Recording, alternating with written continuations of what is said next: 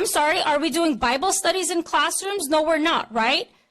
So why is this a certain agenda being pushed into the classrooms? I'm here to bring awareness to the emails that had surfaced earlier this month. The one I find most disturbing of all is of a third grade teacher trying to talk about sex with 8-year-old students.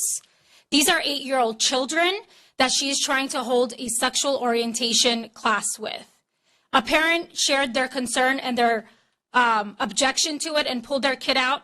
And instead of this teacher being concerned of what she did wrong, she goes to a district employee and asks for ways of how she can continue to teach sexual orientation to her third grade class. You guys want us to believe that this isn't a propaganda, that no agenda is being held? This wasn't just any sexuality class. This was specifically designed 3 days a week. She taught LGBTQ curriculum in her class.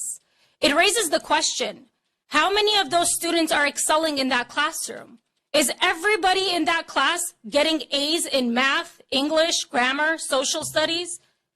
That we can dedicate 3 days a week to teach 8-year-olds about sexual orientation? I don't care what kind of sex is being discussed. The word sexuality, nudity, does not belong in the ears in a classroom of 8-year-old kids. And when a parent showed their concern, what does this teacher do? Completely disregards and goes behind the parent's back trying to find ways of how to continue these lesson plans. The level of disrespect that has been shown to Christian conservative parents is becoming very obvious. It's like all of a sudden, just because we don't fit the agenda, we don't fit within the parameters of the agenda that's being pushed, we're being disregarded and pushed to the side. We're not talking about having people excluded. We're talking about the level of uncomfortability that some parents are experiencing, and that's important. Because if you guys want to talk about including all, listening to all, every student matters, our kids matter too. And we don't want those subjects being taught to children who are just 8 years old. And the topics get worse and worse and the subjects get more detailed. And I'm sorry, are we doing Bible studies in classrooms? No, we're not, right?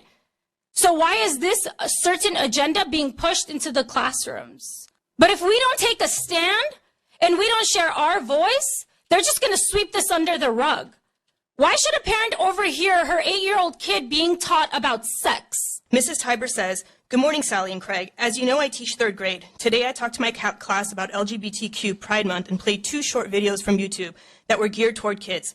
A parent who heard the lesson and discussion made her daughter leave the Zoom and texted me asking when I was done discussing sexual orientation so that she can let her kids back onto Zoom. I was planning on doing more lessons tomorrow and Wednesday, but now I'm afraid to." After sending the email, Mrs. Tiber received a response from Mr. Craig Lewis, part of district staff, that said, "Do not be concerned or afraid. Your principal should support you, as I know that our district, including Vivian, does," end quote. This district staffer goes even further and gives more media recommendations to the teacher, but says to steer clear of content that says sexual or coming out, since it may raise red flags. In other words, coaching this teacher on proven methods to push her agenda, but to stay under the radar.